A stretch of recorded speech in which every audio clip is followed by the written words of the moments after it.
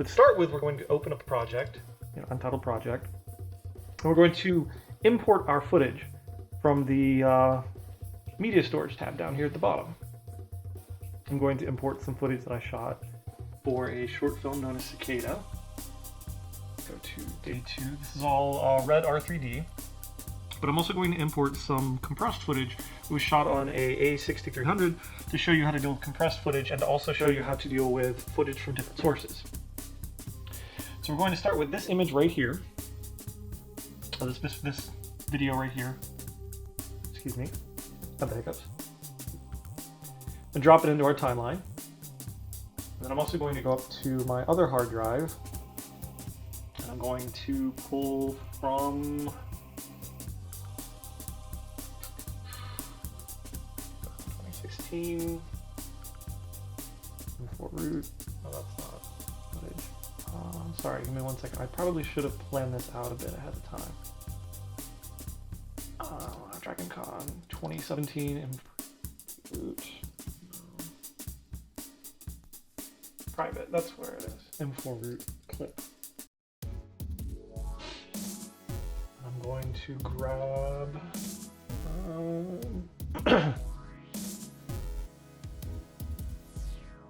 gonna grab this footage right here. Nice image that was mostly well exposed, so there'll be little that I have to do to affect that. And then I'm going to grab some footage from Red's website, Test Red, and we're going to get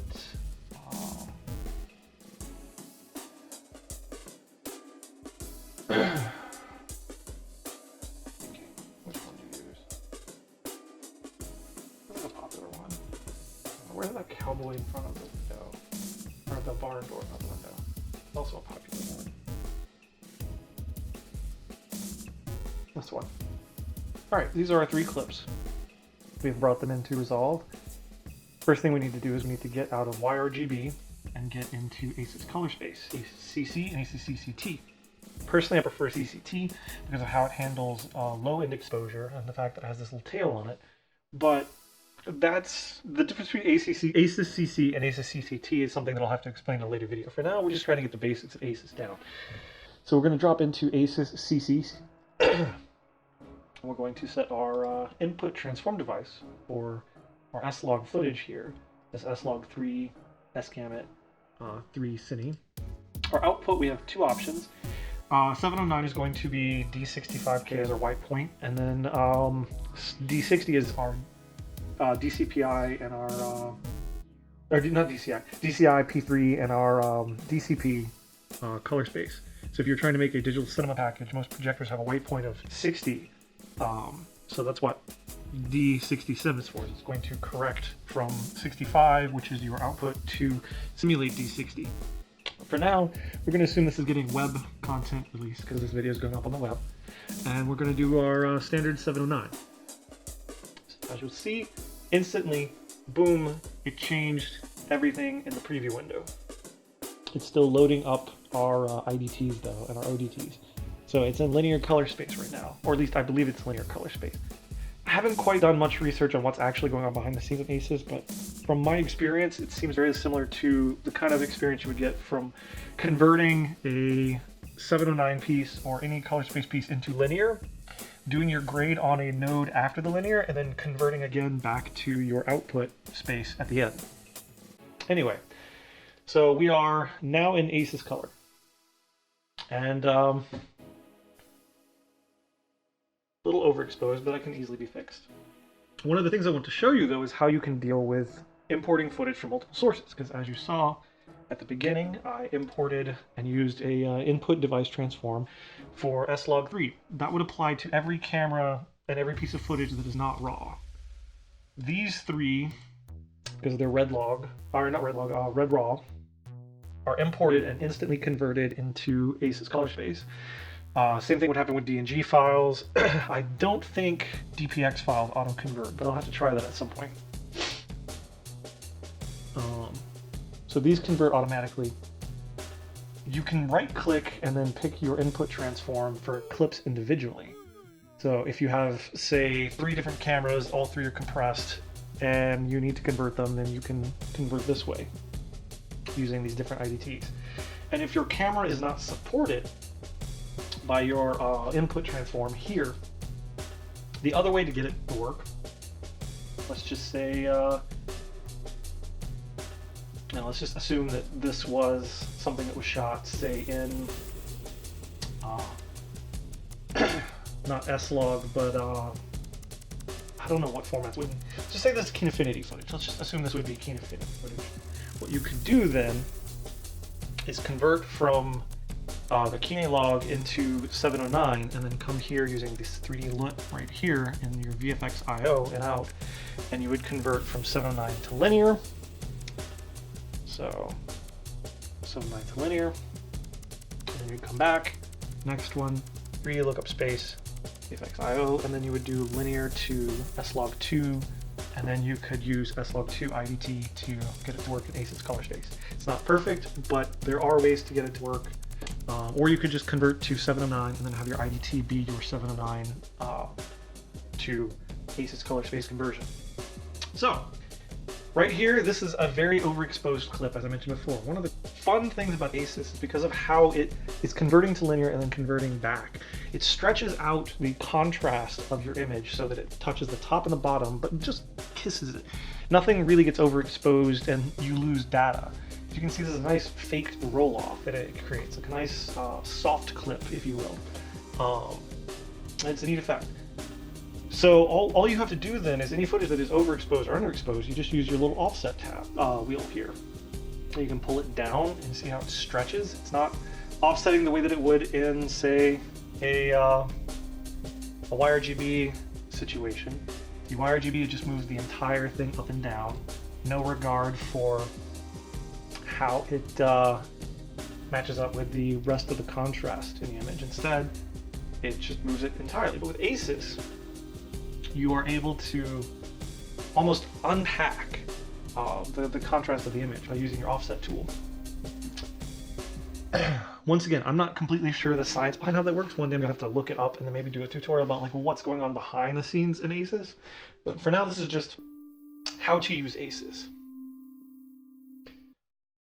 All right, so we have a decent exposure here.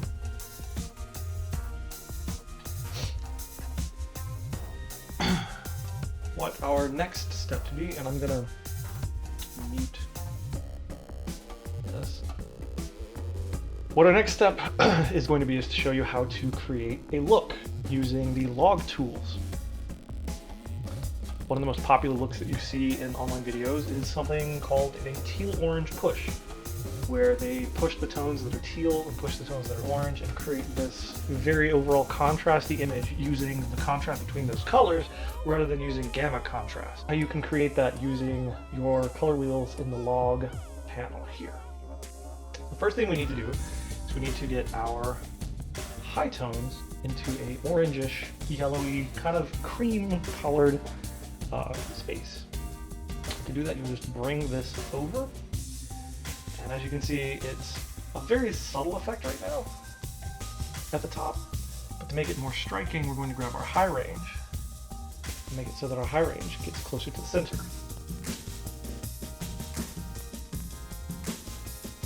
We're going to go to the bottom and we're going to bring this over. Get a nice teal-ish color tone. So yes, its effect on it is very subtle. So we're going to grab our low. So,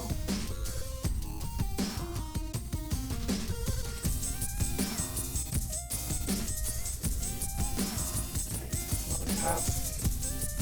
I need to clean this up. I'm going to push the opposite of teal and bring our low range in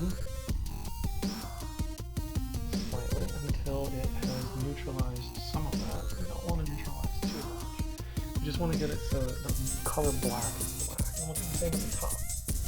So the opposite of where we went for our orange. That's the wrong thing. I'm not even paying attention to what I'm grabbing. I'm sorry. I'm looking at the monitor. Let me bring that back some too. Yeah, I brought it back a little too much. If I can it kind of works.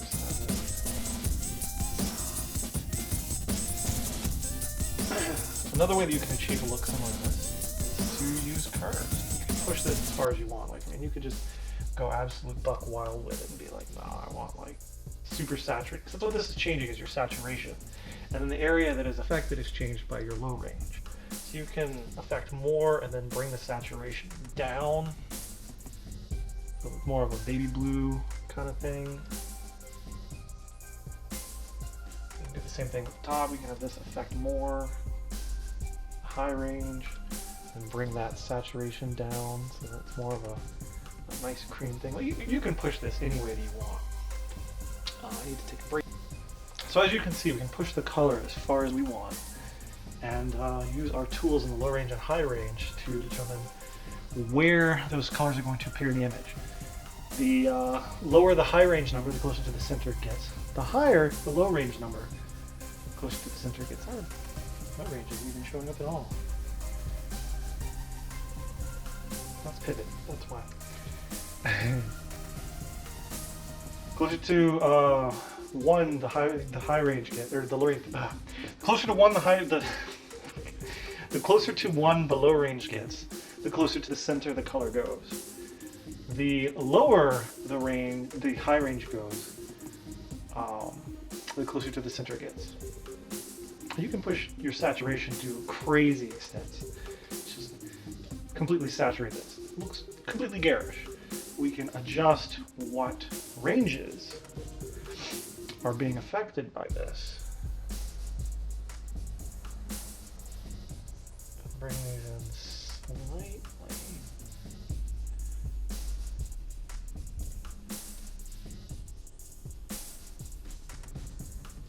To change how bad it looks, how good it looks. Go pick. The next thing that I'm going to show you can do when dealing with ACES is isolate skin tones and use your hue versus hue curve to correct them.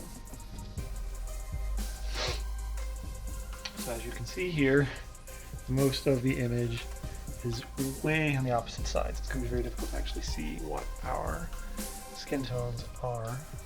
But now we can guess into it. They're just slightly below where they should be. A little bit too much yellow, not enough red, obviously. So what we're going to do is we're going to take our color picker here, our qualifier. We're going to skin tone. That's about where her skin tone is. I'm going to take this, I'm going to pull it up. Watch the gradical. See that? See that? That's how you do some skin tone fixing. Skin tone should be, yeah, her skin tone's about right. That's some basic stuff on working with ACES. Now I'm going to show you how to do some raw work with ACES. All of this would be infinitely better if I had an X-ray color checker for every single scene that I'm working with. But that's neither here nor there. So we're going to hop on over to the cowboy. It's probably the most used footage from Red's website. It's one of the most commonly seen pieces of color correction. Commonly seen pieces of footage that people use for their color correction demos and for showing off, their work. When they put it up on a website or a forum, like, hey, look at what I did. Tell me what I need to do better. The cowboy is a very popular one.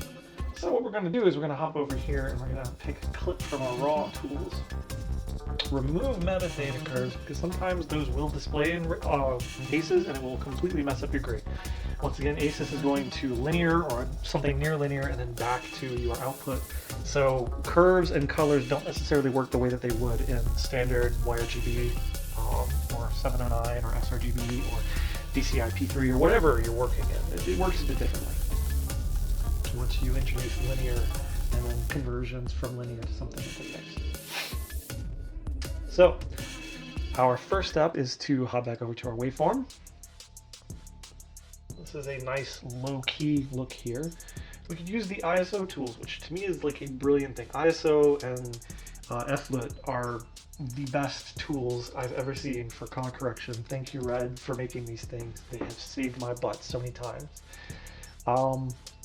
but 500 by default. We can go up to 640, we can go up to 800, make it more of a high key scene, less of a low key scene. We can go to 1600, super high key. And as you can see, it's rounding off our overexposed areas to make them feel more like how a film celluloid would handle overexposure versus how digital normally does with a hard cliff. Now obviously this is unappealing because we've exposed to the point that we can see our noise shelf and everything on the right is overexposed, and it's a horrible mess. But I was just doing this as an example of what ACES does that's really cool. Let's go back to 500. It works really well as a low-key scene.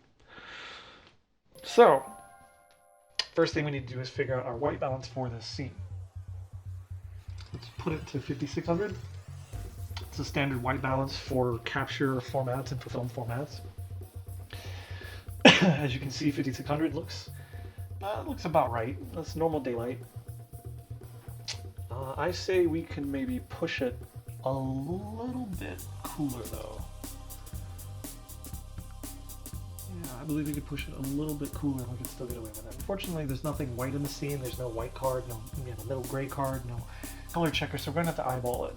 But one of the cool things you can do, this is not just an ACES thing, one of the cool things you can do to tell what your white balance is you find something in the scene that would be white. So I'm going to say, let's say the sky here is, let's pop that to 640. We'll bring it back down to 800. We'll bring it back down to 500 once we're done. But let's say this overexposed sky is supposed to be white. So you can find your color tones around here for the sky. And you can bring your red, your green, and your blue tones in line using your color temperature tint until they create the color white. This is an easy way to cheat your white balance if you don't know what it is. So, we have too much blue, it seems. Not enough green, and not enough red. So let's play with this and just see how it affects our curves. -5. Let's do +5.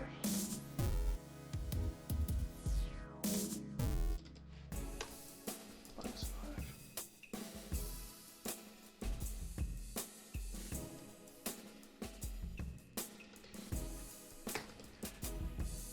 Honestly, it's actually just perfectly fine where it was. I'm going to cut that part out probably.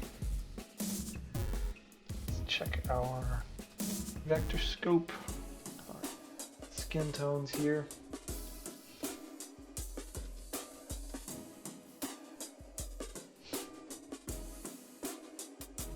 This is our skin tone.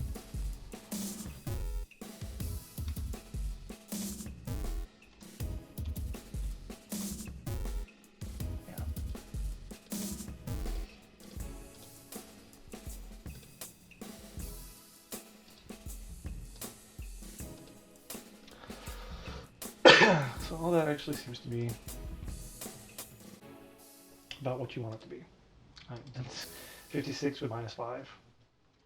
And then you bring it down. Ooh.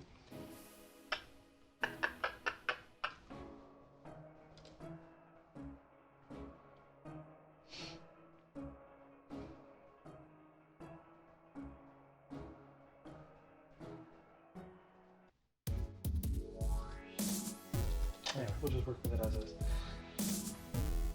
So same concept applies. Say we want another orange and teal push. Push our high end.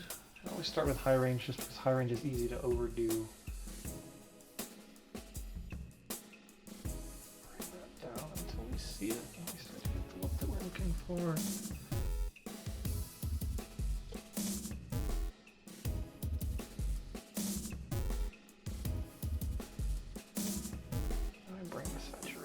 Down.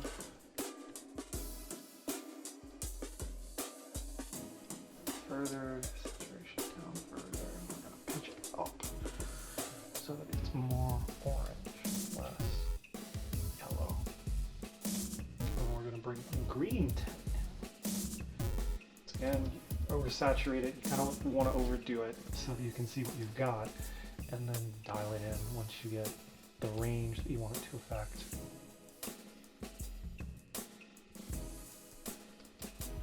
thing again where I pick pivot instead of what I actually want. Yeah, let's start bringing that down now.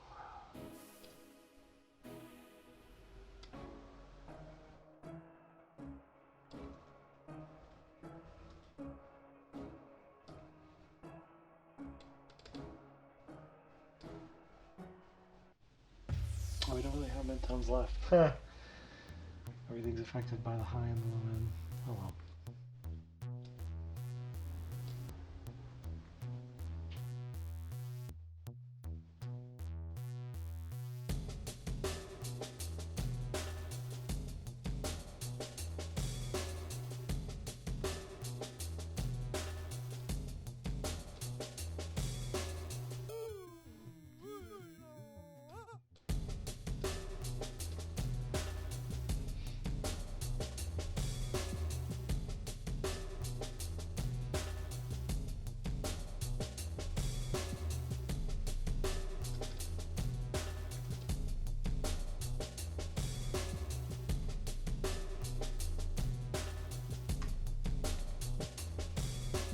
Yeah. It's not great, but it does kind of create a mood. You can also go for like the Ridley Scott type look from Alien.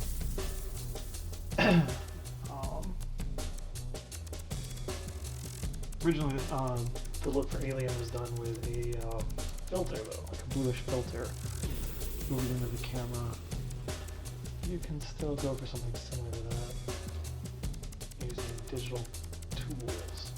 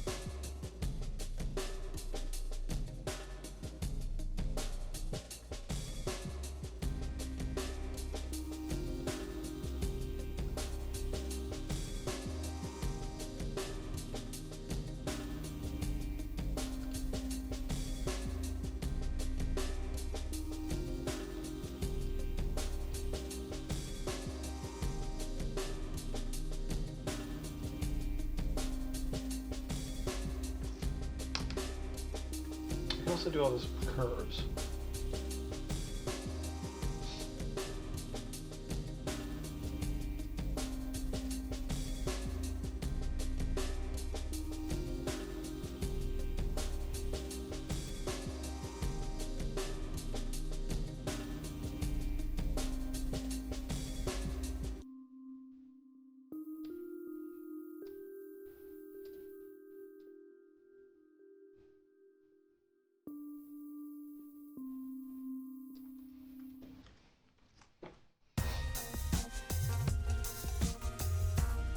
I'm sorry if this is a bit awkward. I've never really done a tutorial before, so forgive me if the way that I'm doing this and presenting it is a little strange.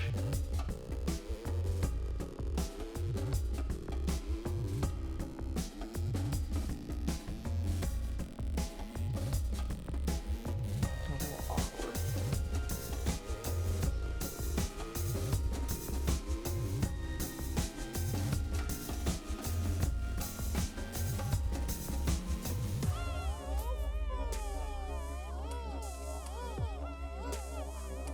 All your tools you have do different things.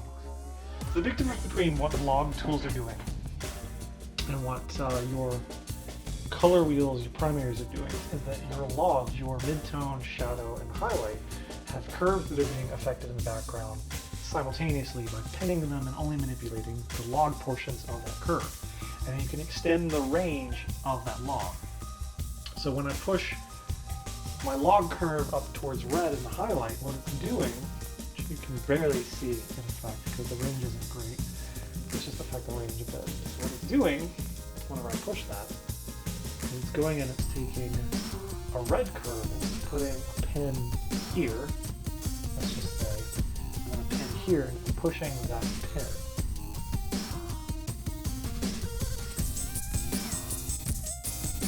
Why is it going the opposite? What have I done? Oh, that's what it's doing. The curve at the bottom. Okay, so it's got another pin there as well, and another pin here. Keep the center linear. You push it, and it's like and push, and then you can adjust the range of it. What your highlight range is adjusting the range, how far that pin moves down toward the center. Same with the bottom. Same with your exposure interval. You can do your exposure work the exact same way that it works with color. So you can bring this up. That's just the very tip of it. Change the range that it affects. And naturally, the more range it affects, the more subtle you have to be with your adjustments. So let's just have it affect the entire image. Now we're going to bring our range down so it's only affecting a portion of the image.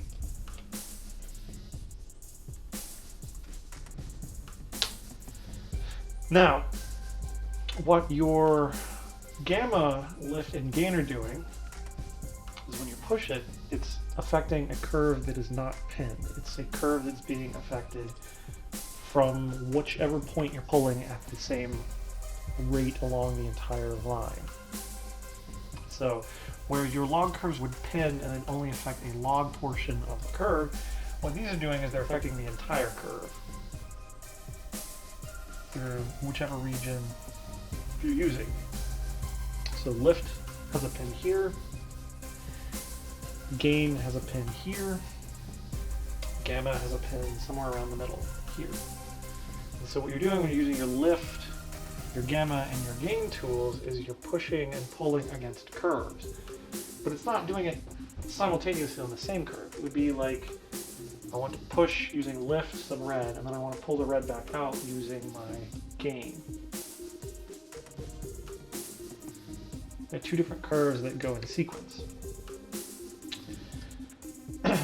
So lift, gamma, and gain would be like, you're basically fighting against curves pulling each other. Let's just do straight red, straight up. And straight down to fight that red.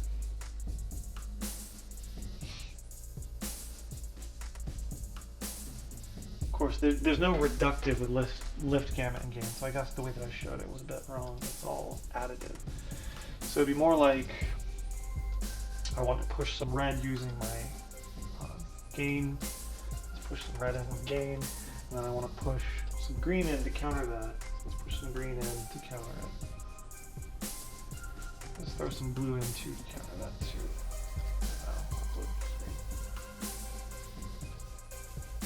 Anyway, that's the basic idea of what it's doing. It's all manipulating curves in the background. Everything seems a bit more extreme than it normally would be, but I'm going to blame ACES and log for how extreme the colors are. The main benefit, though, of ACES is the fact that you do get the nice highlight fixture, the fact that it isn't linear. You can use tools like offset to unpack your exposure, if something is overexposed or underexposed, to make up for that fact. And the fact that you can match cameras from different sources very easily. So let's go in. All of these are being converted probably straight from the R3D as linear using the debayer process. But what I'm going to do is I'm going to use the red log film, Dragon Color 2 red log film, to show you what you can do when your footage is not being interpreted properly because you don't have a IDT for it. So we will go to our VFX.io. We know that this is S-Log3, so it's Sony S-Log3 S-Gamma City to 9. What the difference between each of these is? Type A, 9. I think it's overexposed. I don't know. Let's find out what they each do. Overexposed.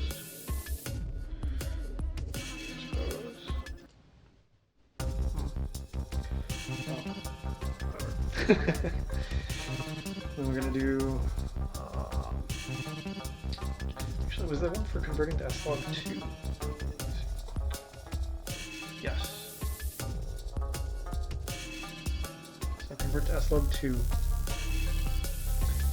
We're going to go, we have IO slog2 to linear. And we're going to go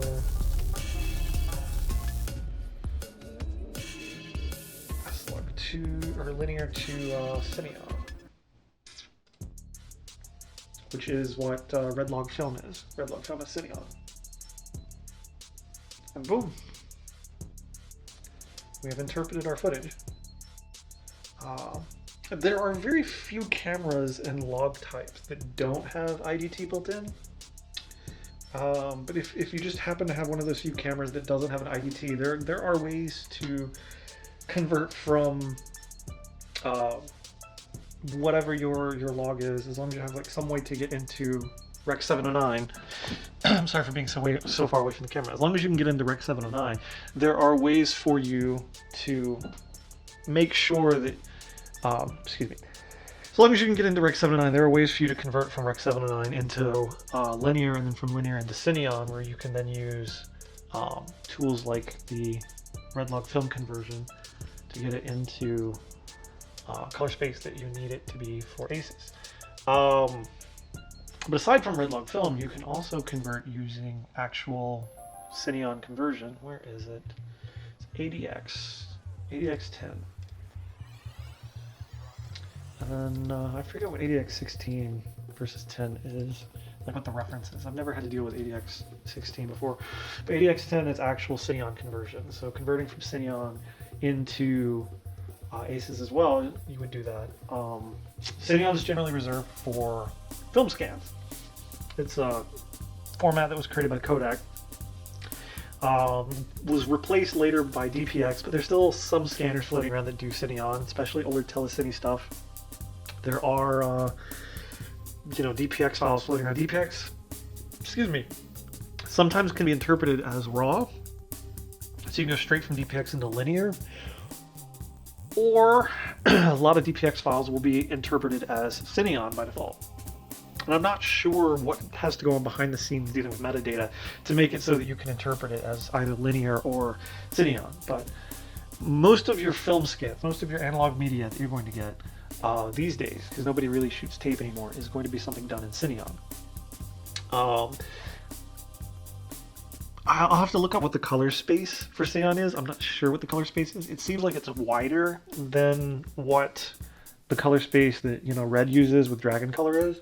As you can tell by it being slightly pastel and desaturated, with a little bit cooler tones to it. It just feels like a wider color space than you were getting from red. Up to you if you use red to transform or if you use ADX to transform. There are benefits and negatives to both. Personally, I prefer using the red transform though, because there's more compatibility with it, less that could go wrong. But and the same thing still works here with your transform. I probably shouldn't have had that on that node where I have a lookup table, but you can once again bring your exposure down and get everything where you need it using your offset. And these other files, I guess I just brought in to show off that you could do different things from different cameras. Like this is shot on a red one, and it still interprets it just fine because everything's based around linear, I believe.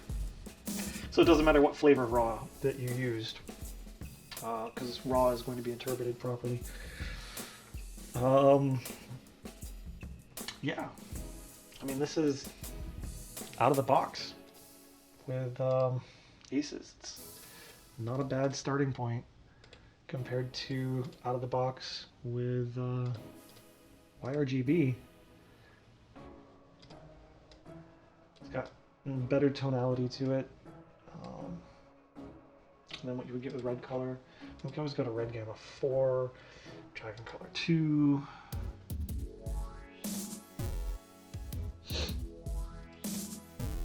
We can also hop from version 3 into version 2. And what's the default? Let's do the red default. Red default versus Cineon default. clip. So 200 versus 320. Yeah. This is still version 3 though. Version 3 is IPv2 based, so it's not exactly the same as what it would be. Here's what it would be interpreted as. This is normally what Red 1 footage looks like out of the camera. A little desaturated, a lot softer, less contrast than you would get with your ACES input. But there are color spaces and log interpretations you can use, or you can just go with version 3 and do a high input, which medium is its standard out of the box, which looks more like what you would expect for it. Yeah, ACES is more in line with like hard, soft from IPv2. It's a little lower in the midtones than you get with IPv2, but it's still similar look. So I guess here's something that I didn't intend to do and shows me rambling because I have no idea how the fuck I'm gonna do a tutorial and do it right. But this also shows that when dealing with red footage, one of the ways you can mimic the ACES workflow and the look of ACES footage, because I have a feeling, I've got a feeling that this is why IPv2 exists, is to compete against ACES. So you'd use high and soft. Kind of leads to a look very similar to what you get with ACES. The downside to this, the downside to IPv2 versus what you get with ACES is that you can only apply IPv2 to footage shot on red. So if you have any mixed media at all, it falls apart. Where with ACES, you can have your footage very quickly and easily match and meet a nice neutral starting point among multiple pieces of media from multiple capture formats.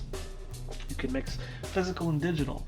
You can mix high end and low end digital. It's an easy way to get, a nice starting point for, as you can see, mirrorless camera footage. Which then you can push and pull in whatever ways you want. The only downside to ACES is that lookup tables do not work with ACES very well. And the reason for that is because by default, when you're in ACES, you're actually in a linear space. Now I know, I converted to Cineon log here, and then I have my IDT converting it into linear. So the moment I apply a look-based lookup table, this is Cineon, so red log film usually works well with Cineon. Just to prove that, I'm going to hop out of ACES real quick. I'm going to use film convert as a way to show off what I mean about red log film and Cineon being basically the same thing.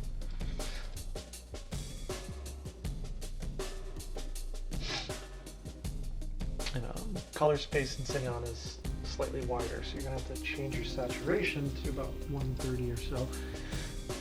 But yeah, red log film and Cineon are basically the same thing. But because we have our IDT in it, anytime you are dealing with ACES, your IDT is changing what your color space is, so the LUTs don't work anymore. Unless you know what your source format is and you don't do an output transform. Or you do an output transform. No, that didn't work at all. I'm trying to, there's a way I got this to work.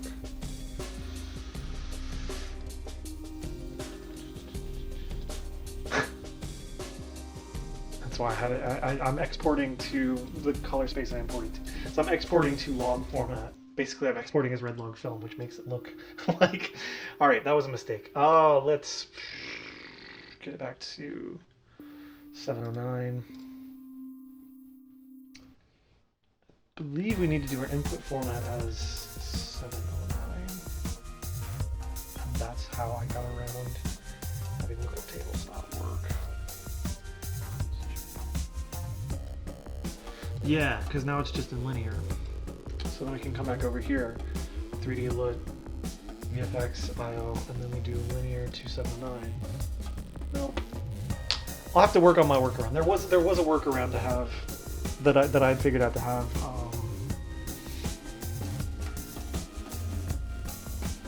ACES footage work with lookup tables that were made for 709 footage or for log footage.